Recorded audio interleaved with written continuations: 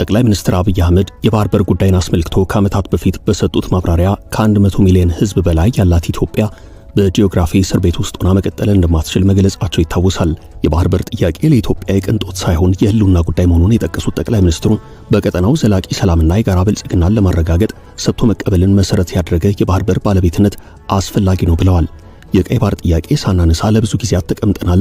አሁንም ለምን ዝም አንልም? ከጎረቤት ሀገራት ጋር ቢያጋጨንስ የሚል ስጋት የሚያነሱ አካላት እንዳሉ ጠቁመው በወቅቱ የኢትዮጵያ ህዝብ ቁጥር 50 ሚሊዮን እንደነበርና አሁን በቅርቡ 150 ሚሊዮን ለሚሆን ህዝብ ግን የጂኦግራፊ እስረኛ ሆኖ መኖር እንደማይቻል አብራርተዋል። ይህ ሁሉ ህዝብ ድህነት ውስጥ ሆኖ መኖር በእጅጉ እንደሚከብደውና በተፈጥሯዊ ሂደት ወደ ሆነ ቦታ እንደሚበተን የአንድ አይሆን መውጫ ወይንም መተንፈሻ እንደሚፈልግ ነው የገለጹት። ለዚህ ደግሞ መነጋገርና መልክ ማስያዝ አስፈላጊ መሆኑን ተናግረዋል።